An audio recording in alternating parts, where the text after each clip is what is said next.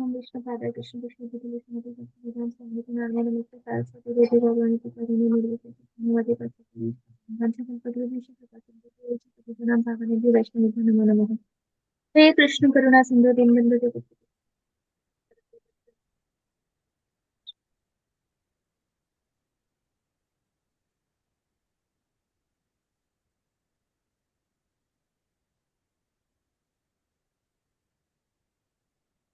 कृष्ण अब मैं शेयर करती हूँ स्क्रीन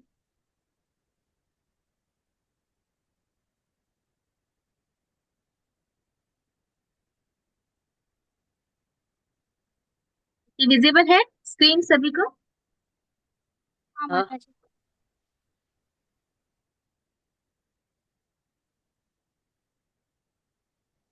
ठीक है वैश्वी।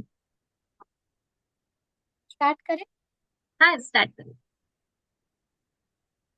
श्रीला नरोत्तम दास ठाकुर गोस्वामी महाराज की जय। जय।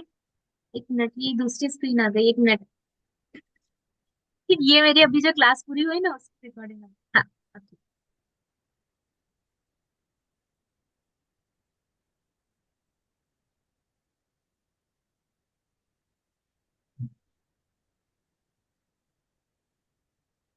राधा कृष्ण प्राण मोरा जुगल किशोर। राधा कृष्ण प्राण मोरा जीवन मरा गति आर नहीं हो।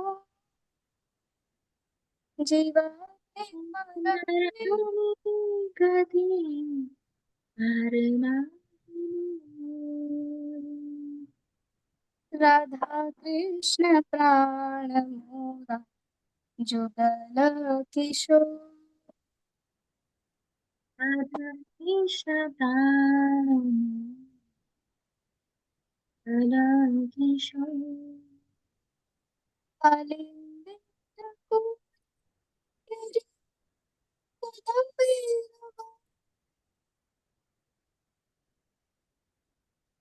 कालिंदीर फूले खिले कदम्बीर बना। रटना विधीरा तो सब तुझा। तना वेदिका ऊपर सबदु जाना।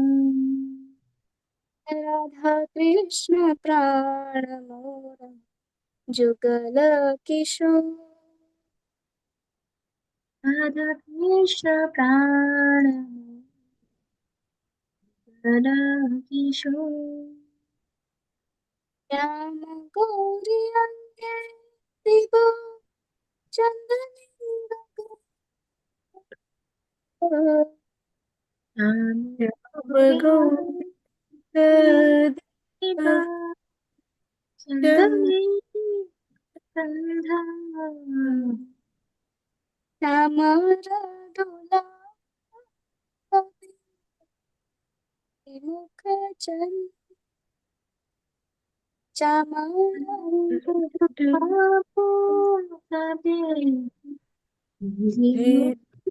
चंद्र। राधा कृष्ण प्राण मोरा जुगल किशोर। राधा कृष्ण प्राण मोरा कला किशोर। गाथिया मला तीर मला दिवा गले। ज्ञानाती मला दिबदुहा गले। अधरे तुलिया दिवा कर्पूर उधरे तुलिया दिबा कर्पूर।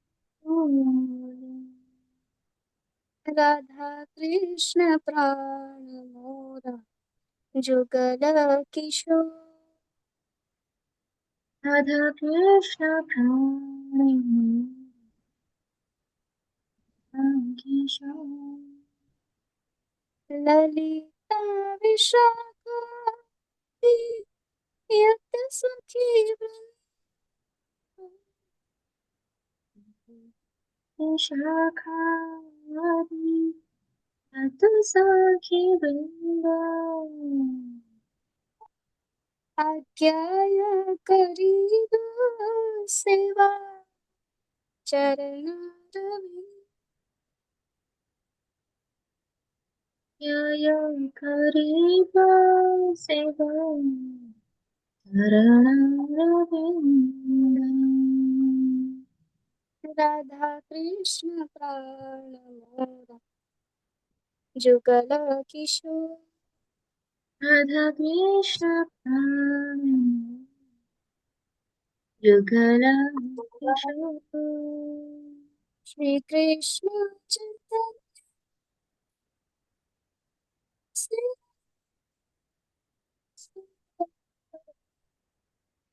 कृष्ण चैतन्य प्रभु दास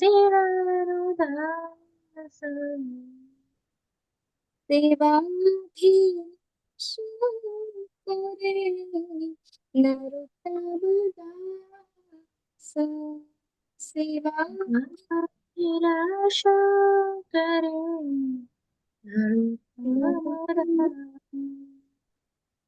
राधा कृष्ण प्राण मोरा जुगल किशोर राधा कृष्ण प्राण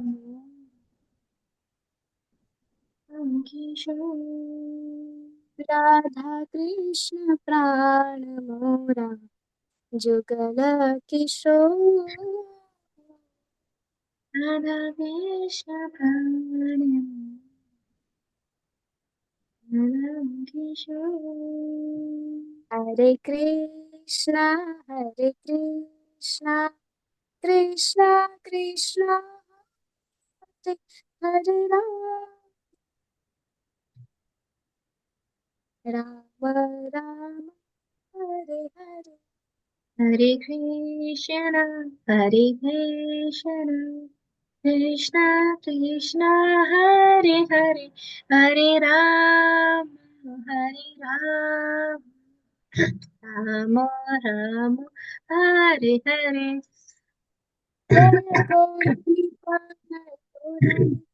गौरानिताय जय गौरानिताय जय गौरनिताय गौरनिताय गौरनिताय जय गौरनिताय जय जय राधा गिरधरि श्री राधे जय Radha Giridhar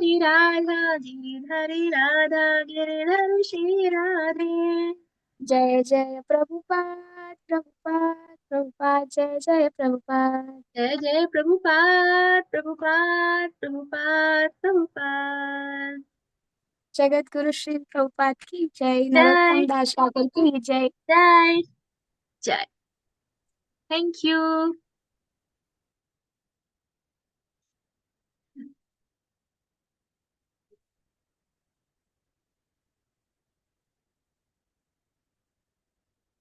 yes she sang very beautifully Rashmi not more than you माता जी तो मुझे हंसाओ मत ये तो गला गला बैठा हुआ है बीच में तो मैं इतनी बार तो मैं ऐसे ही कर रही थी मैं सिर्फ बोल सकती हूँ भगवान ने मुझे गाने के सुर नहीं दिए हैं ओके तो आज हम लोग स्टार्ट करेंगे चैप्टर नंबर नेक्स्ट चैप्टर जिसमें कल हमने देखा था कि नरोत्तम दास ठाकुर वृंदावन के लिए निकल गए हैं और रास्ते में उनको रूप गोस्वामी और सनातन गोस्वामी मिले और फिर उन्होंने उनको आशीर्वाद दिया उन्होंने प्रणाम किया उन्होंने अपने चरण नरोत्तम दास ठाकुर के सर के ऊपर रखे और फिर नरोत्तम दास ठाकुर उनको प्रणाम करके आगे बढ़ते हैं अब आगे अब वो आगे जा रहे हैं जब नरोत्तम दास ठाकुर वृंदावन की तरफ जा रहे थे तो उनको रास्ते में कुछ बंगाली वैष्णव मिले जो उनसे बहुत मैत्री भाव वाले थे। तो नरोत्तम दास ठाकुर ने सुना कि उनसे नरोत्तम दास ठाकुर को पता चला कि चैतन्य महाप्रभु वाराणसी गए थे। तो इसीलिए नरोत्तम दास ठाकुर ने सोचा कि वो भी वाराणसी जाएंगे। तो यहाँ जो ऑथर है वो बता रहे हैं कि जब भी हम कहीं जा रहे हो और रास्ते में कोई तीर्थ स्थान आता है, तो वो तीर्थ स्थान अवश्य वहां के दर्शन करने चाहिए, क्योंकि अगर हम वहां के दर्शन नहीं करते तो फिर हम वो धाम के प्रति या वो तीर्थ के प्रति अपराध करते हैं। तो हाँ लिखा तो है, मोबाइल મારો લેક્ચર ચાલે છે है कौन कौन लेक्चर चाले छे? कौन कौन बोला?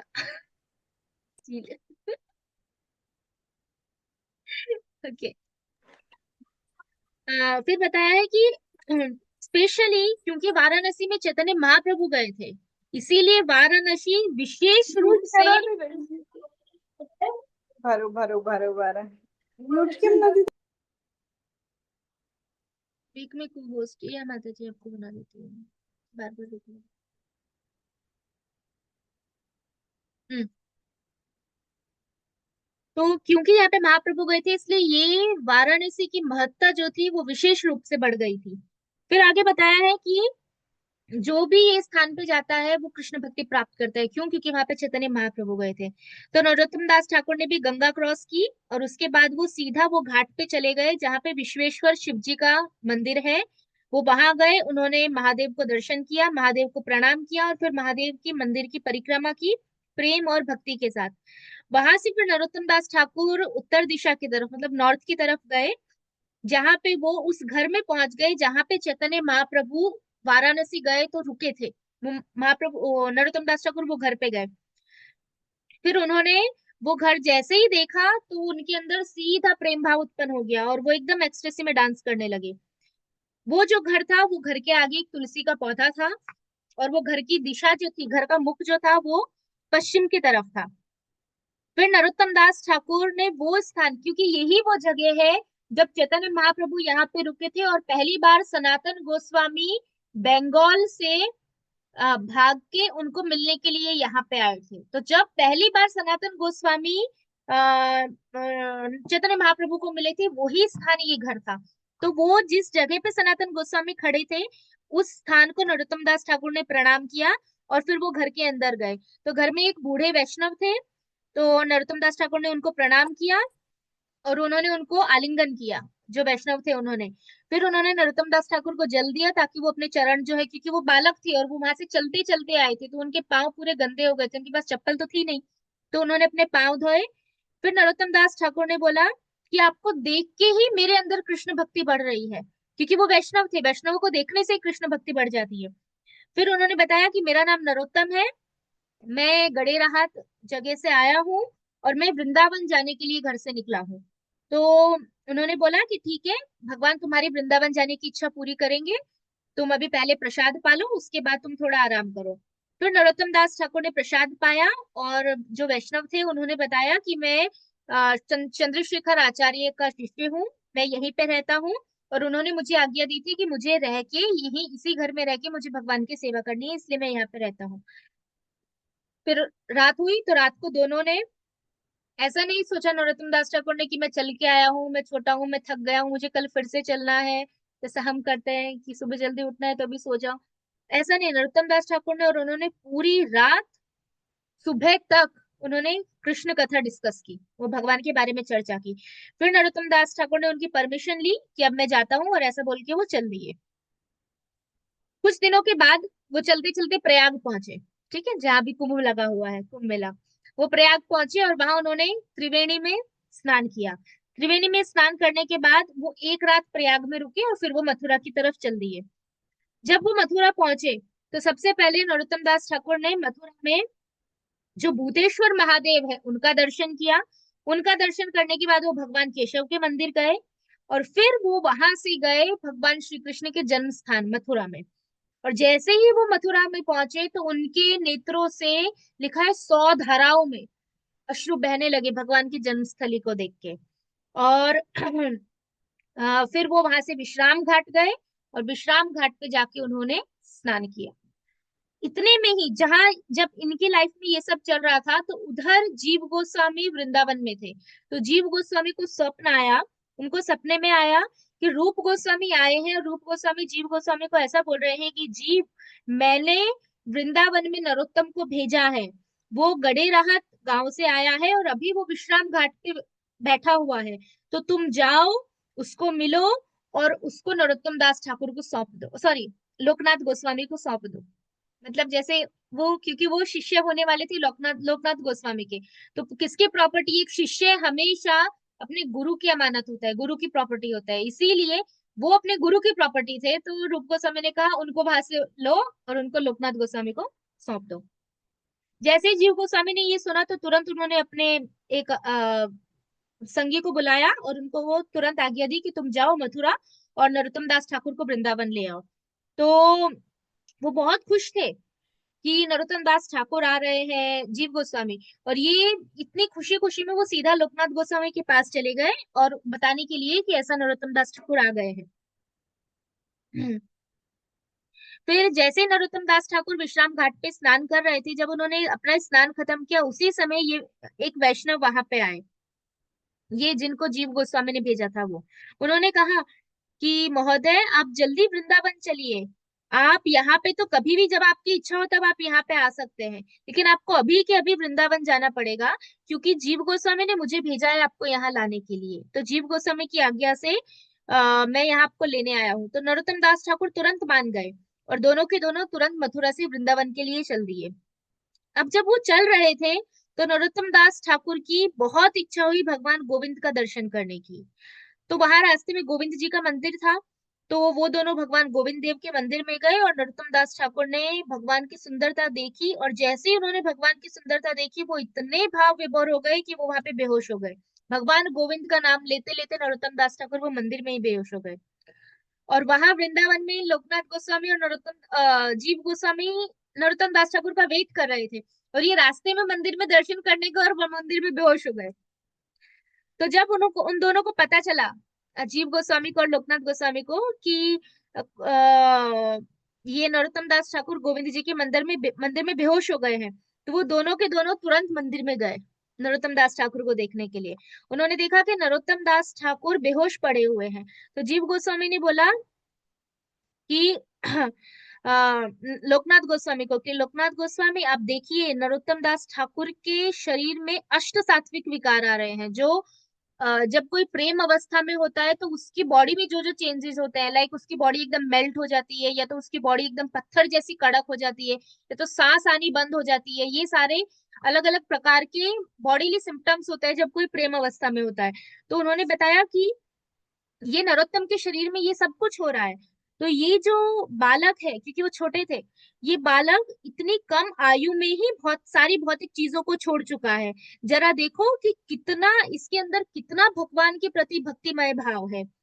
इसका शरीर देखो, इसका शरीर भी कितना एक स्वर्णमय है और कितना आकर्षक है। फिर बोलते हैं मेरे स्वामी रूप गोस्वामी ने बोला है कि इसको यहाँ विश्राम घाट से वृंदावन ले जाना है। कौन ये सब बोल रहा है? जीव गोस्वामी लोकनाथ गोस्वामी को बोल रहे हैं कि महाप्रभु बहुत कृपालु है। आप देखो उन्होंने हमारे पास कितने क्या बोल सकते हैं, अद्भुत भक्त को हमारे पास भेजा है। तो वो बेहोश पड़े हुए हैं और उनके पास बैठ के जीव गोस्वामी लोकनाथ गोस्वामी से ये सारी बातें कर रहे हैं कि देखो महाप्रभु ने कितने अद्भुत भक्त को हमारे पास भेजा है, वो कितना छोटा है फिर भी उसमें भगवान के प्रति कितना प्रेम है। लोकनाथ गोस्वामी नरोत्तम दास ठाकुर को देख के एकदम चकित थे। वो उनके बाजू में बैठ गए और बाजू में बैठ के बहुत ही प्रेम से उन्होंने धीरे से अपना हाथ नरोत्तम दास ठाकुर की छाती पे रखा। जैसे ही लोकनाथ गोस्वामी ने नरोत्तम दास ठाकुर के शरीर को छुआ तो नरोत्तम दास ठाकुर तुरंत चेतना में आ गए, उनकी बेहोशी तुरंत चली गई और वो एकदम तुरंत उठे और उन्होंने लोकनाथ गोस्वामी के चरणों को पकड़ लिया। और जैसे ही उन्होंने लोकनाथ गोस्वामी के चरणों को पकड़ा तो जितनी उनमें पहले भगवान के प्रति जो भाव था वो और बढ़ गया लोकनाथ गोस्वामी के चरणों को पकड़ते ही। इसलिए पता चलता है कि गुरु गुरु की कृपा से हमारी भगवान के प्रति भक्ति बढ़ती है, हम अकेले कुछ नहीं कर सकते। फिर लोकनाथ गोस्वामी ने बोला कि मैं जानता था कि तुम आने वाले हो। मैंने लास्ट नाइट, मतलब मैंने कल रात को ही मुझे स्वप्न आ गया था कि तुम आने वाले हो, इसीलिए आज मैंने मेरे ये नेत्र प्राप्त किए हैं ताकि मैं तुमसे मिल सकूं और तुमको देख सकूं। चैतन्य महाप्रभु ने अपनी अहेतु की कृपा के कारण तुम्हें यहाँ भेजा है और मेरे जैसे एक गरीब जीवात्मा को उन्होंने धन प्रदान कर दिया है। कौन बोल रहे हैं? लोकनाथ गोस्वामी, जो नरोत्तम दास ठाकुर के गुरु है, वो बोल रहे हैं कि महाप्रभु ने मेरे जैसे गरीब पर दया करके तुमको यहाँ भेजा है, क्योंकि तुम मेरे लिए बहुत बड़े धन के समान हो और ये महाप्रभु की मेरे ऊपर कृपा है।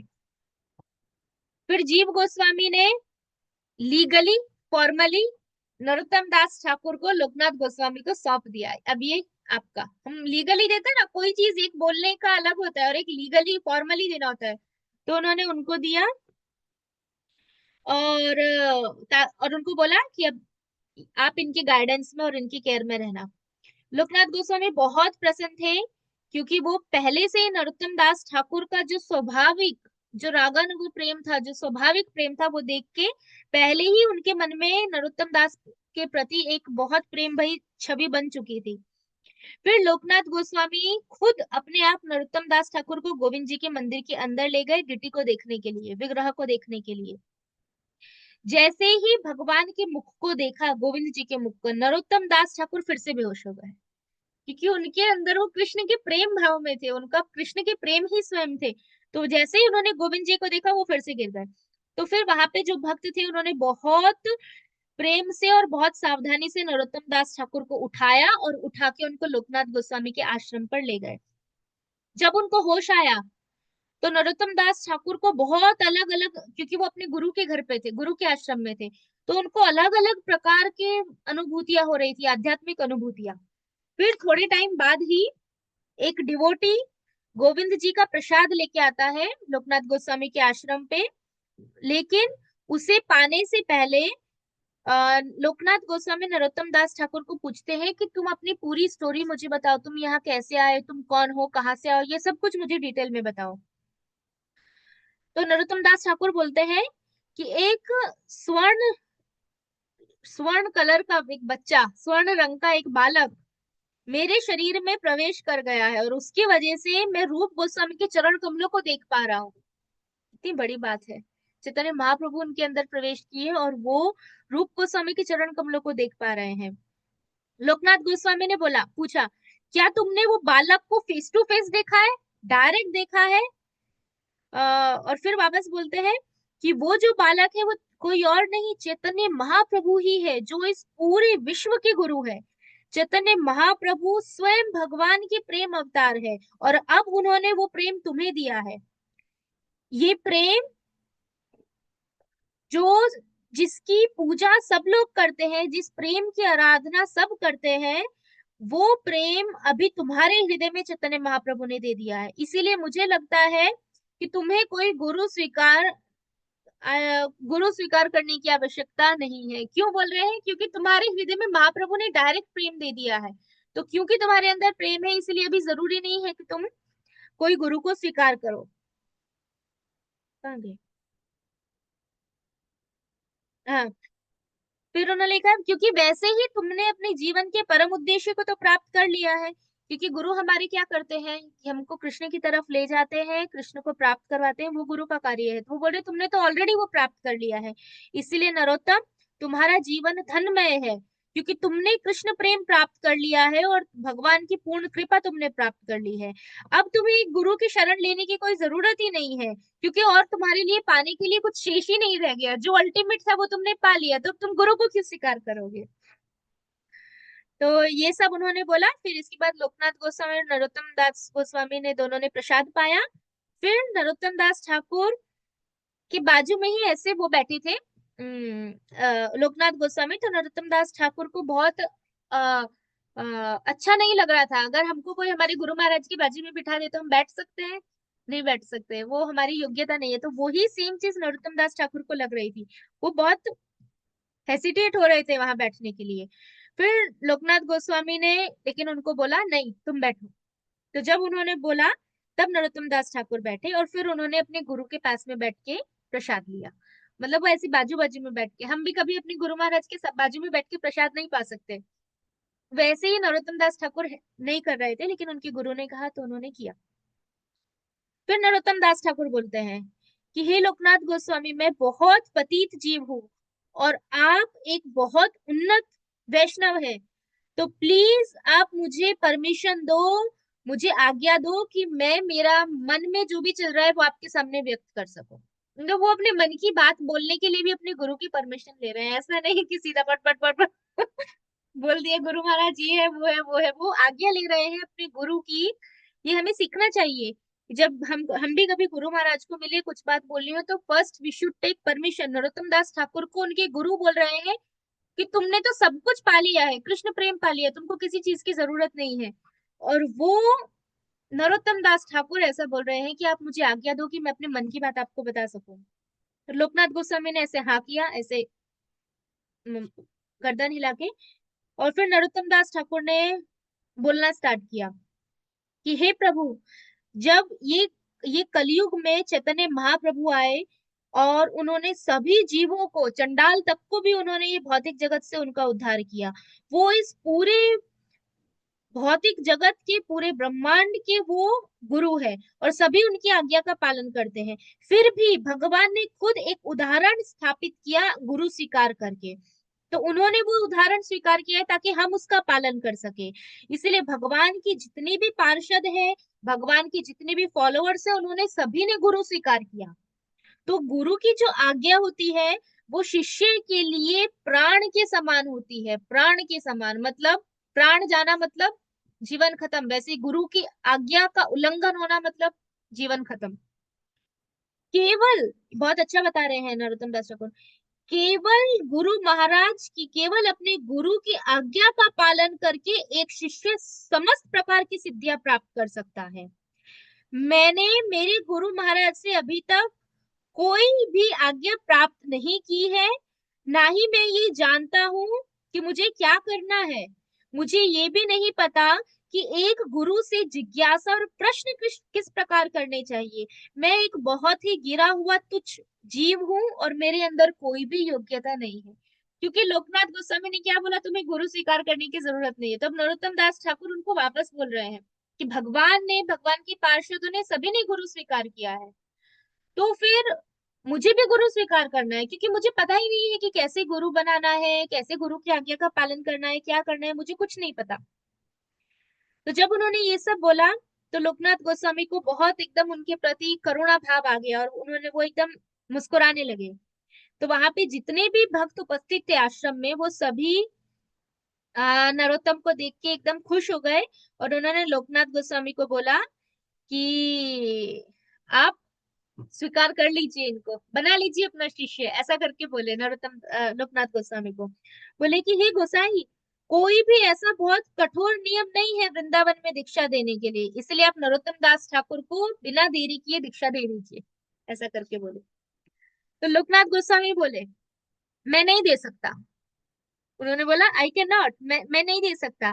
शास्त्र में ऐसा बताया गया है कि एक गुरु को पहले अपने होने वाले शिष्य को पूरे 1 साल तक ऑब्जर्व करना चाहिए, उसकी परीक्षा लेनी चाहिए। अगर हमारी परीक्षा ली होती तो हम तो कब फेल ही होते, फेल होते। ये भी कृपा है प्रभुपाद जी की कि अभी के टाइम में इतने सारे जीवों का उद्धार करने के लिए हम लोगों को दीक्षा मिल रही है कि पर्सनली हमारे जैसे एक एक का एग्जाम नहीं होता है। गुरु पर्सनली नहीं लेते हैं, गुरु के डिसाइपल्स लेते हैं। फिर लिखा है अभी के लिए मैं केवल नरोत्तम दास को इतना बोल सकता हूँ कि वो हरे कृष्ण महामंत्र का जप करे, बस अभी इतना बोला उन्होंने। कृष्ण का नाम बहुत पावरफुल है और अगर कोई भगवान के नाम के जप के प्रति आकर्षण उत्पन्न कर लेता है तो वो निश्चित रूप से बहुत ही जल्दी सिद्धि प्राप्त कर सकता है। सिद्धि प्राप्त करने का मतलब क्या है? अष्ट सिद्धि नहीं, सिद्धि मतलब कृष्ण प्रेम। फिर लिखा है, फिर आगे बोलते हैं, तो उसी समय से, जिस समय पे लोकनाथ गोस्वामी ने उनको आज्ञा दी हरे कृष्ण महामंत्र जप करने का, नरोत्तम दास ठाकुर ने एक फिक्स नंबर, जैसे हम 16 माला करते हैं वैसे ही जितना कोटा उनको था वो उतना अपना कोटा पूरे 1 साल तक उन्होंने जप करना स्टार्ट कर दिया। अब आगे आता है कि अब उनकी दीक्षा कैसे हुई। एक दिन लोकनाथ गोस्वामी ने देखा, लोकनाथ गोस्वामी नरोत्तम दास ठाकुर को अपने रूम में ले गए और बोलने लगे कि चैतन्य महाप्रभु ने ये संकीर्तन आंदोलन जो भगवान हरि के नाम है उसका उसको इस भौतिक जगत में लेके आए, ताकि कलयुग के जो गिरे से गिरे हुए जीव हैं उन जीवों का उद्धार हो सके। केवल मुक्त आत्मा ही चैतन्य महाप्रभु के उद्देश्य को समझ सकते हैं। एक जीवात्मा मनुष्य शरीर प्राप्त करता है अनगिनत अलग अलग योनियों में जाने के बाद। हर एक उसके बद जीव हर एक उसकी बद, क्या बोलते हैं इसका इंग्लिश हिंदी, एक तो मुझे, मैं इंग्लिश तो हिंदी हिंदी ट्रांसलेट कर रही हूँ इसलिए, जन्म में उसके हर एक बद जन्म में, मतलब कंडीशनल लाइफ टाइम, वो बहुत सारे पाप कर्म करता है और फिर वो उन पाप कर्मों के कारण बहुत सारे दुख भोगता है। फिर भी इतना जन्म जन्म के बाद इतने इतने दुख भोगने के बाद भी उसको अपने पिछले जन्मों की दुख याद आती है और वो शरीर बदलता रहता है, बदलता रहता है। तो इसीलिए ये जो मनुष्य शरीर है वो बहुत ही बहुत बहुत बहुत ज्यादा लिखा है इसमें कि बहुत ज्यादा रेयर है, बहुत मुश्किल से बहुत जन्मों के बाद किसी को मनुष्य शरीर मिलता है। केवल ये एक मनुष्य शरीर ही ऐसा शरीर है जिसमें जीव कृष्ण भक्ति का प्रयास करके भगवत धाम जा सकता है। लोकनाथ गोस्वामी बता रहे हैं, फिर बोल रहे हैं भगवान श्री कृष्ण इस भौतिक जगत में अपनी बहुत कृपा करके ये भौतिक जगत में प्रकट होते हैं, ताकि इस भौतिक जगत में जो भी भौतिक दुख है उसको अपने नाम के माध्यम से भगवान हटा सके। फिर आगे बोलते हैं कि भगवान गुरु के रूप में भी आते हैं, ताकि जितने भी बद्धजीव हैं गाइड कर सके, उनको शिक्षा दे सके कि भगवत धाम कैसे जाना है। शास्त्र बताते हैं कि गुरु को अपने शिष्य को कृष्ण भक्ति के विज्ञान में पारंगत हो करना चाहिए। मतलब अपने एक गुरु को अपने शिष्य को कृष्ण भक्ति का ज्ञान देना चाहिए। उसे शास्त्रों में दिया गया ज्ञान अपने शिष्य को अवश्य ही बताना चाहिए। यही एक बोनाफाइड, बोनाफाइड मतलब कितना इजी वर्ड है, सिंपल वर्ड है बोनाफाइड। मैं एक लीगल? सेकंड, नहीं लीगल नहीं, बोनाफाइड मतलब सिंपल, प्रामाणिक? प्रमाणिक, यस प्रमाणिक, वो ही एक प्रमाणिक गुरु है। यस। फिर उसके बाद आगे बोलते हैं अब शिष्य के बारे में, ये तो गुरु के बारे में बताया, अब बोलते हैं जो एक को फोन आ गया किसी प्रभु जी का, कौन से प्रभु जी का? ठीक है। अब बोला है कि एक जो सच्चा और ईमानदार शिष्य है, वो ईमानदार शिष्य को भी 1 वर्ष तक अपने गुरु को परखना चाहिए, ऐसा लिखा है। लेकिन इसमें क्या लिखा है कि उसको अपने गुरु को परखना चाहिए, इसीलिए नहीं कि ये मेरा गुरु बनने योग्य है या नहीं, उसमें लिखा है केवल अपने गुरु की महिमा जानने के लिए। अपने गुरु की महिमा जानने के लिए एक शिष्य को भी अपने गुरु को परखना चाहिए 1 साल तक, ताकि वो उनकी महिमा को और ज्यादा जान सके। उसे बहुत सावधानी पूर्वक अपने गुरु के सभी कार्य ऑब्जर्व करनी चाहिए और लगातार अपने गुरु महाराज की सेवा करनी चाहिए। बहुत ही ज्यादा, 2 वर्ड लिखे हैं, बहुत ही सावधानी पूर्वक और बहुत ही श्रद्धा के साथ। तो गुरु में श्रद्धा होना और सावधानी पूर्वक और श्रद्धा पूर्वक गुरु की सेवा करना, ये शिष्य का बहुत बड़ा कर्तव्य है। उसी प्रकार से एक गुरु को भी अपने होने वाले शिष्य की सारी योग्यताओं को भली भांति परखना चाहिए। फिर लिखा है एक शिष्य को सदैव अपने गुरु महाराज का संग लेना चाहिए और भगवान हरि के नाम का कीर्तन करना चाहिए। उसे दूसरे वैष्णवों का भी संग करना चाहिए। एक शिष्य को अपने गुरु के शब्दों में संपूर्ण 100% फेथ होना चाहिए। कभी भी मन में ये डाउट नहीं आना चाहिए कि गुरु महाराज ने ऐसा बोला है बट ये कैसे पॉसिबल होगा, अभी हम कैसे करेंगे, शायद ऐसे ही बोल दिया है, या तो ये पॉसिबल नहीं है, या फिर अगर पॉसिबल नहीं है तो उसमें एक ही फॉल्ट है कि हम योग्य नहीं है, हम कंडीशनड है, हम बंधे हुए हैं, हमारी श्रद्धा नहीं है, दैट्स इट। गुरु की आज्ञा में कभी कोई फॉल्ट नहीं होता, कभी कोई कमी नहीं होती। कमी हमारे अंदर है अगर हम गुरु की आज्ञा का पालन नहीं कर सकते तो, वो चीज यहाँ पे बताई है। फिर क्या लिखा है कि अगर कोई शिष्य अपने गुरु के वचनों में पूरी श्रद्धा नहीं रखता तो उसकी पापमय जो मानसिकता है वो कभी भी खत्म नहीं हो सकती। कौन बोल रहे हैं? लोकनाथ गोस्वामी। ये लोकनाथ गोस्वामी की प्रार्थना जो गुरु पूजा है जो नरोत्तम दास ठाकुर करते हैं, वो हम रोज गुरु पूजा में करते हैं, श्री गुरु चरण पद्मा, वो लोकनाथ गोस्वामी बता रहे हैं।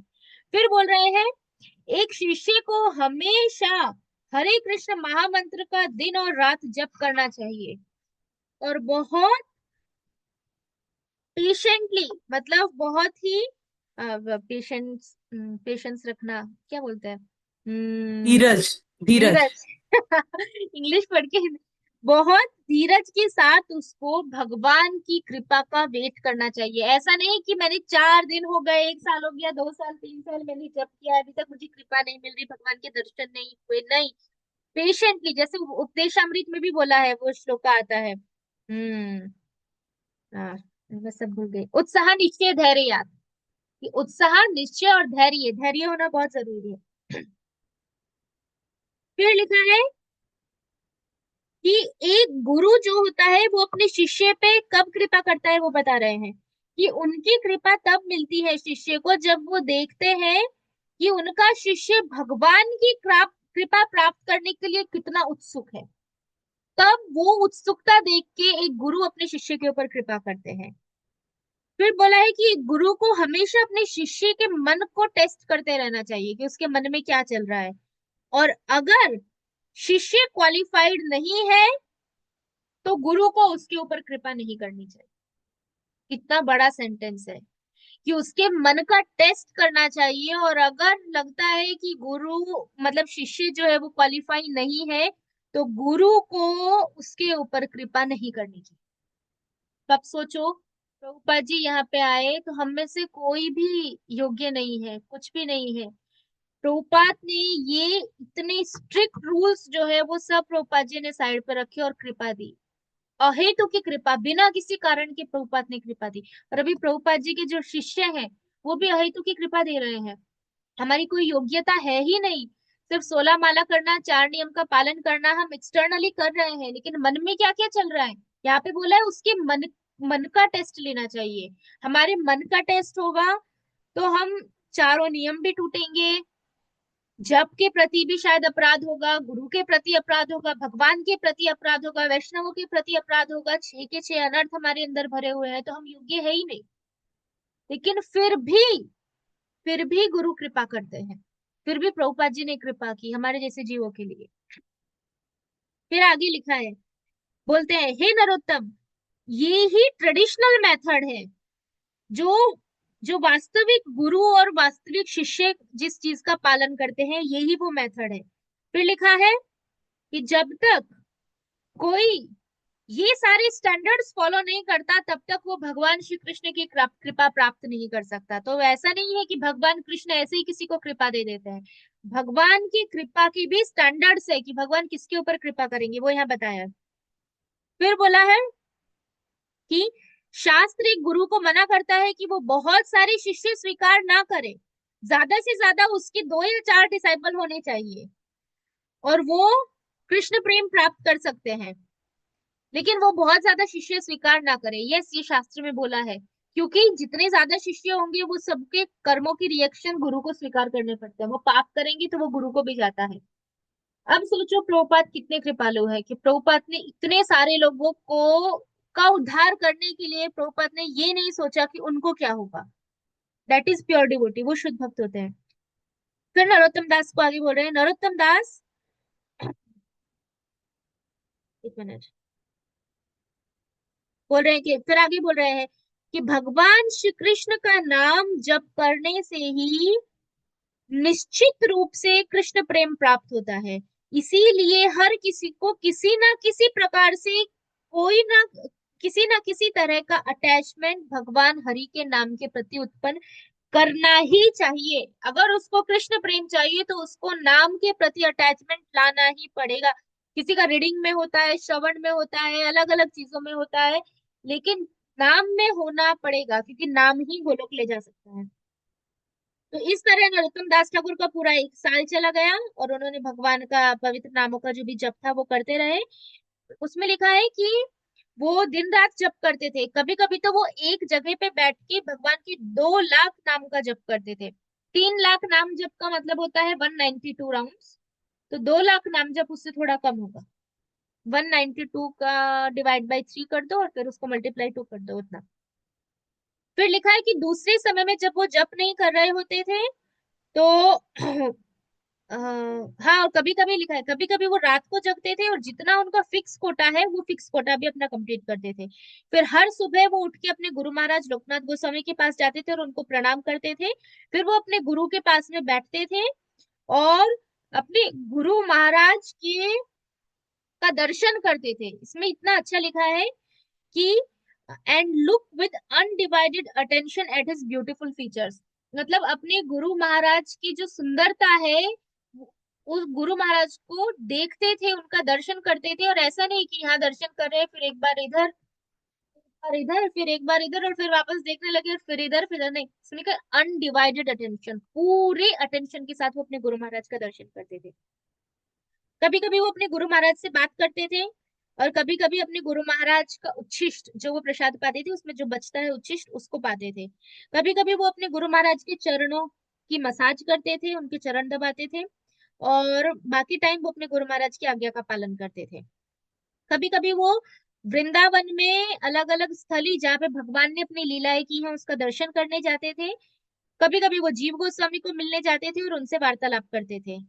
फिर लिखा है कि जब भी वो भगवान श्री कृष्ण के बारे में जीव गोस्वामी से सुनते थे तो हमेशा नरोत्तम दास ठाकुर एक पूरे कृष्ण भक्ति का जो भाव है वो भाव में एकदम भाव विभोर हो जाते थे और उनके अंदर जो भगवान का प्रेम था वो विकसित हो जाता था फिर से।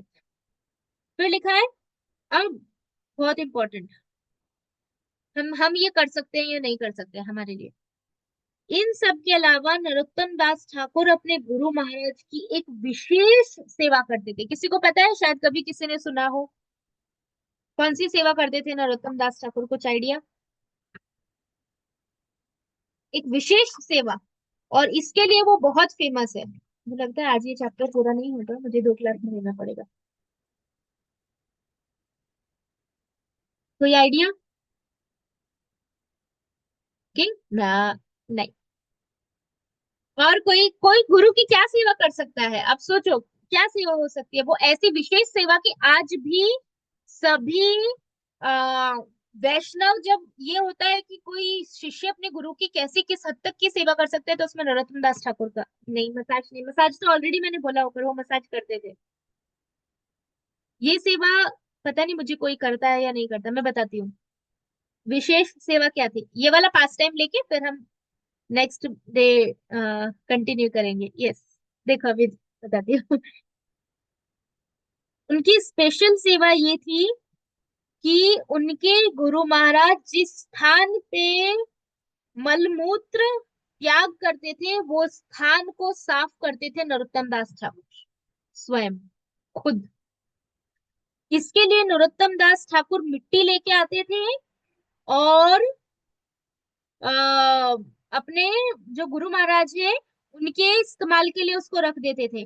फिर वो उसी दिन वो पूरे एरिया को वो साफ करते थे और अपने आप को वो बहुत भाग्यशाली मानते थे कि वो इस प्रकार की छोटी से छोटी सेवा अपने गुरु महाराज के लिए कर रहे हैं। तो एक दिन लोकनाथ गोस्वामी ने देखा कि वो जहां भी मलमूत्र का जो स्थान है वो हमेशा साफ रहता है, वो कभी खराब नहीं रहता। वो जब जाते हैं वो नीट एंड क्लीन, एकदम नीट एंड क्लीन रहता है।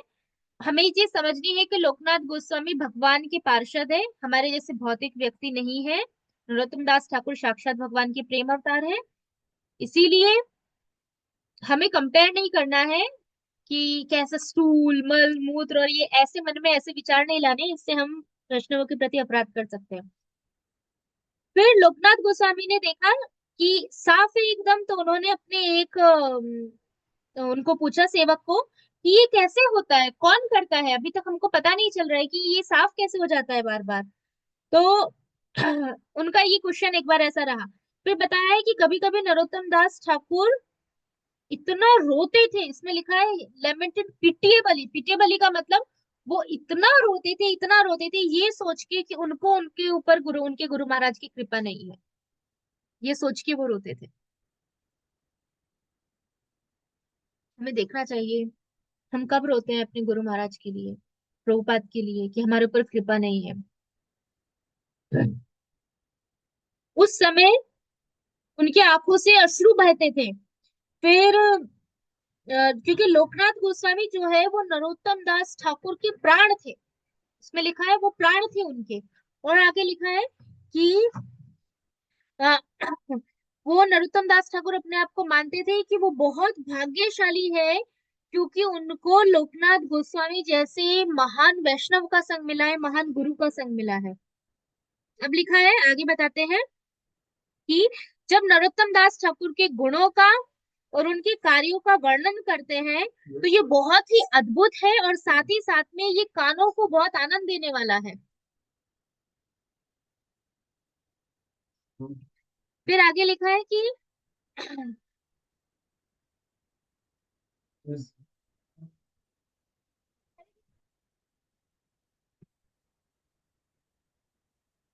Thank you.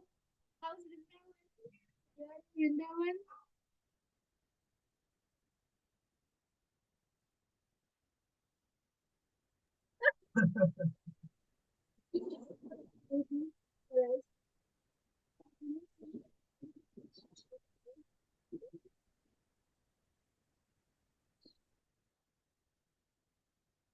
We need blessings. We need blessings. Thank you, Prabhuji. Thank you, Prabhuji. Camera आपके तरफ। Yes. Oh, कैमरा मेरे तरफ था। Oh my God. मुझे पता ही नहीं चला। Just looking at you and it did that. The camera is on my side. Okay. Yes, hearing is more important. Okay. कहाँ तक पहुंचे थे? सॉरी, बीच में। हाँ। फिर आगे बताते हैं कि नरोत्तम दास ठाकुर के जैसा शिष्य जिसको जिनमें अपने गुरु के प्रति इतना डिवोशन है, इतना प्रेम है, इस प्रकार का शिष्य प्राप्त करना या इस प्रकार का शिष्य ढूंढना बहुत ही मुश्किल है। फिर आगे बताते हैं।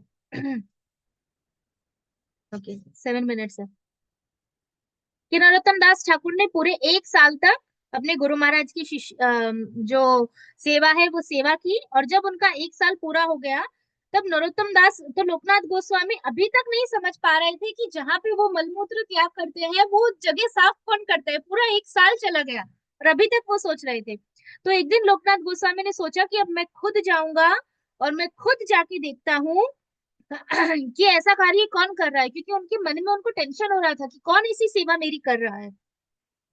तो लोकनाथ गोस्वामी गए, और वैसे भी उनको उनके लोकनाथ गोस्वामी रूप गोस्वामी को अपने गुरु मानते थे। तो रूप गोस्वामी की वजह से ऑलरेडी लोकनाथ गोस्वामी को बहुत सेपरेशन फील हो रहा था। एक तो वो पहले से सेपरेशन में है, और दूसरा अभी कोई उनकी ऐसी सेवा कर रहा है, तो ये दोनों चीजों को सोच सोच के लोकनाथ गोस्वामी बहुत दुखी थे। तो एक दिन नरोत्तम दास ठाकुर अपने गुरु महाराज को मिलने आए और उन्होंने प्रणाम किया और हाथ जोड़ के उनके सामने खड़े हो गए। तब लोकनाथ गोस्वामी ने उनको पूछा कि मुझे बताओ तुम कैसे हो। केवल भगवान की कृपा से सब कुछ हो सकता है, ऐसा करके नरोत्तम को बोलने लगे। फिर इनडायरेक्टली लोकनाथ गोस्वामी ये स्टूल वाला पूछना चाहते थे कि वो जगह कौन साफ करता है, लेकिन उन्होंने जनरल तरीके से बात करना स्टार्ट किया। और फिर उन्होंने लोकनाथ गोस्वामी ने बहुत ही ऐसे उससे मन में वो सोच रहे थे कि मैं कैसे पूछूं कि वो जो जगह जहाँ पे मल और मूत्र त्याग होता है वो नरोत्तम दास ठाकुर ही साफ करते हैं या नहीं, क्योंकि वो सोच रहे थे, ऐसा पूछने में भी उनको शर्म आ रही थी।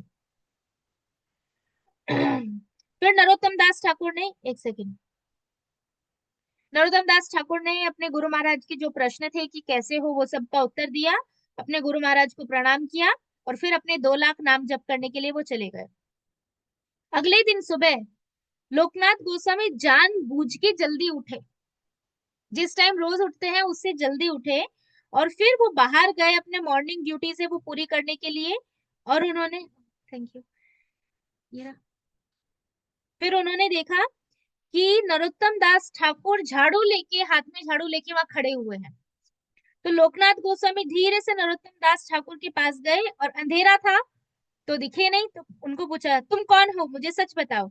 तो नरोत्तम दास ठाकुर ठाकुर बोले कि गुरु महाराज, मैं आपका वर्थलेस, जो किसी काम का नहीं है, अयोग्य दास हूँ, मैं केवल आपके चरण कमलों की शरण लेना चाहता हूँ।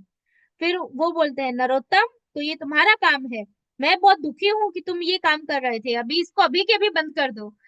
मतलब वो चले जाते थे जब उनके गुरु महाराज, तब नरोत्तम दास ठाकुर क्लीन करते थे, लेकिन उस दिन उनके गुरु महाराज जानबूझ के पहले आए ताकि देखे कि कौन उस एरिया में है।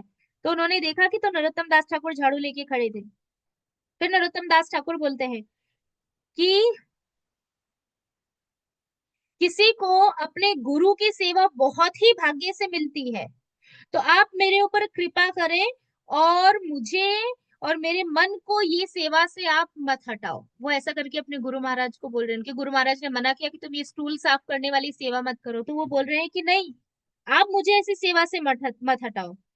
तो फिर नरोत्तम दास ठाकुर ने जब बोलना बंद किया तो लोकनाथ गोस्वामी नेचर्स कॉल, वो गए मलमूत्र त्याग करने के लिए।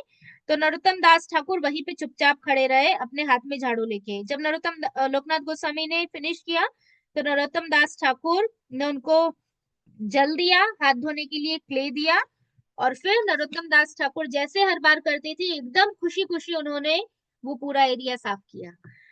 फिर लिखा है कि इस जगत में अपने गुरु महाराज की इस प्रकार की सेवा करना, कोई ऐसा शिष्य मिलना जो इस प्रकार की सेवा कर दे, वो बहुत दुर्लभ है, बहुत दुर्लभ है। कौन कर सकता है? तो आज हम यहाँ तक रखते हैं, एक और क्लास लगेगी, जाएगी ये चैप्टर कंप्लीट होने में। अभी तक इनकी दीक्षा तो हुई नहीं है अभी तो टेस्ट चल रहा है। अभी तो नरोत्तम दास ठाकुर को सिर्फ टेस्ट किया है उनके गुरु महाराज ने 1 साल तक। अभी उनका इनिशिएशन तो अब होगा, अब वो इनिशिएशन नेक्स्ट क्लास में होगा। ठीक है, किसी कोई क्वेश्चन है तो पूछ सकते हैं, फिर हम लोग एंड करते हैं। कि ये बहुत इंपॉर्टेंट है, इसमें गुरु के कर्तव्य, स्पेशली शिष्य के कर्तव्य, और आइडियल गुरु और आइडियल शिष्य कैसे होने चाहिए वो इसमें बताया है। किस प्रकार शिष्य के, और हमें देखना चाहिए कि हम कैसे डिसाइपल्स हैं, हम कितनी बार गुरु का स्मरण करते हैं, कितनी बार हम गुरु के प्रति ग्रेटफुल होते हैं, कितनी बार हम ये सोचते हैं कि हमारे ऊपर गुरु महाराज की कृपा नहीं है, ये लेके हम चिंता करते हैं, ये सोच के हम रोते हैं कि कब हमें गुरु की कृपा मिलेगी। और गुरु की थोड़ी सी सेवा मिलती है तो हम इतना कूदते हैं, हाँ गुरु की सेवा मिली, हम बहुत भाग्यशाली है, हमें, हम बहुत स्पेशल है, इसलिए गुरु महाराज ने हमको कृपा दी, हम बहुत स्पेशल है, तो वो उसमें भी हमारा अहंकार आ जाता है। और यहाँ पे नरोत्तम दास ठाकुर को देखो, उनके साथ उनके गुरु महाराज रह रहे हैं, उनको कृष्ण प्रेम प्राप्त है, फिर भी वो रो रहे हैं कि मेरे ऊपर गुरु की कृपा कब होगी, कब मैं अपने गुरु के चरण कमलों को प्राप्त कर पाऊंगा। तो ये एक शिष्य का ये मनोभाव होना चाहिए, ये हम सीख सकते हैं आचार्यों से, की लाइफ से। ओके, तो यहाँ पे एंड करते हैं, बाकी फिर नेक्स्ट मंडे को। वंशकल्पतरुभ्यश्च कृपा सिन्धुभ्येव च पतितानां पावनेभ्यो वैष्णवेभ्यो नमः नमः।